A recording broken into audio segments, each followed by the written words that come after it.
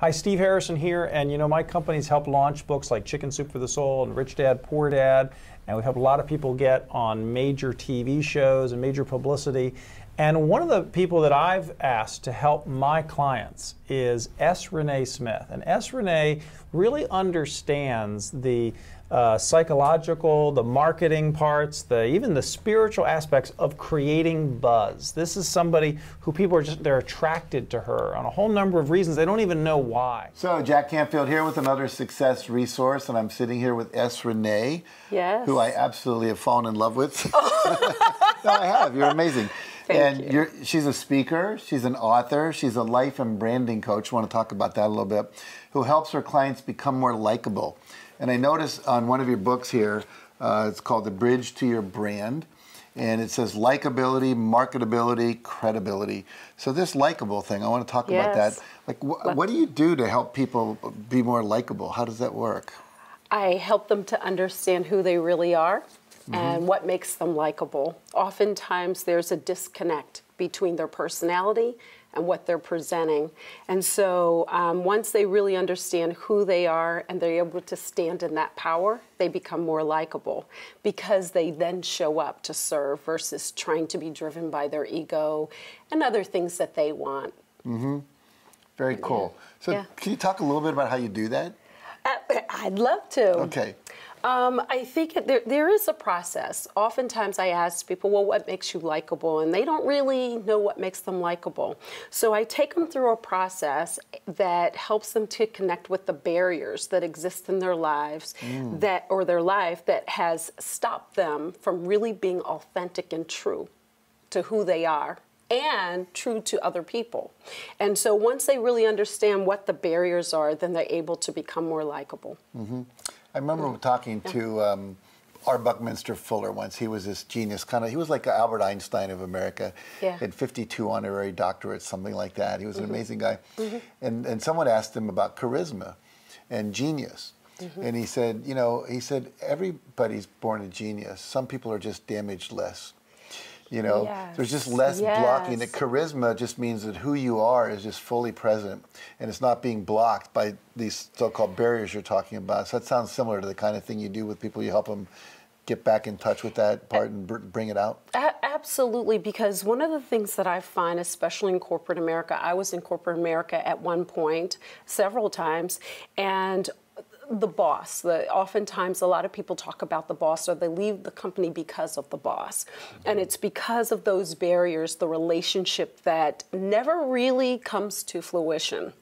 And so I really help leadership to understand how to become more likable and how to engage their employees more.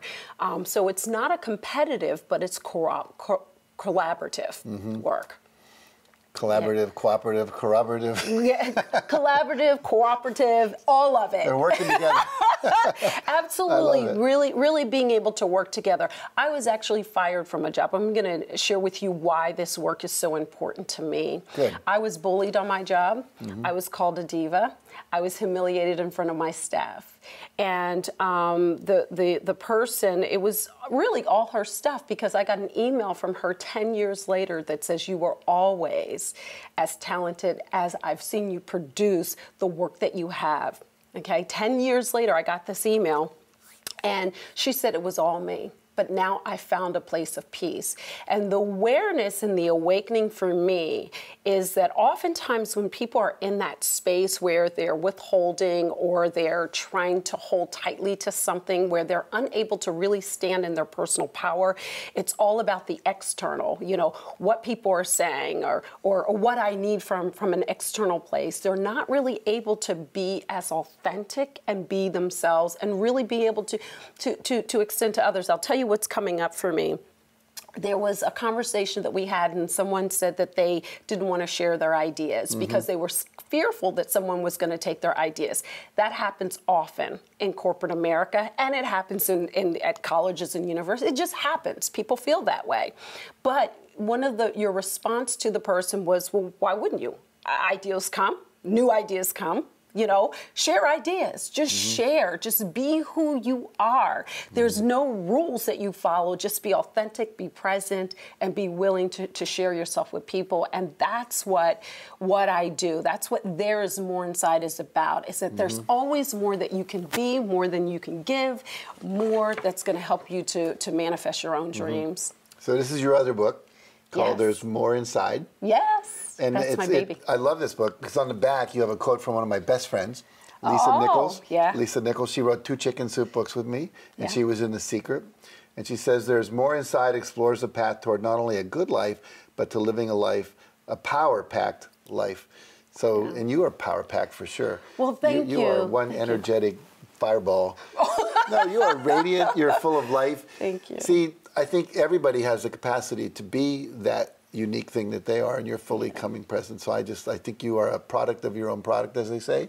Well, thank you. Yeah, thank very you. much. Well, the nice thing about you, everyone always says, well, if you could bottle that, you could sell it for a lot of money. And Yeah. you can. So this is really good. You know how to help people unbottle their own genie inside. This is fabulous. So thank you for being Thank with you. me today. My pleasure. My pleasure, Jack. I get that. I really believe you.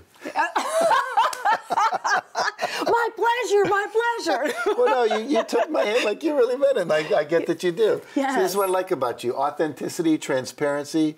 It's all part of who you are and what you're teaching people to be. So it's way Let me cool. just begin by saying something here, and you and I have known each other. I think you have one of the most positive outlooks on life of just about anybody I know. You just seem to bring that as part of your aura when you are around. The problem is everybody's not like that. There are people out there with a lot of drama and conflict and stress, and they just don't like other people. What's that all about? They haven't taken the time to really discover who they are. They're operating from their limited perspective, what they've experienced, what has happened to them, what someone has said to them. So they're in a state of oppression. Yeah, you know, everybody's different. We understand that. People have Absolutely. different personalities, different personality types, and we know that certain personality types get along better with other personality types, and then there are those personality types that just clash by nature. Right. How much of it is knowing and understanding that, and simply choosing not to go into the muck with someone? Well, you know, it's interesting because I agree 100% with you. There are a lot of different personalities out there. How to avoid getting into a confrontation with somebody is really trying to understand them, trying to understand what is valuable to them versus what is valuable to you. And oftentimes what happens, we're always operating from self. What's important to me?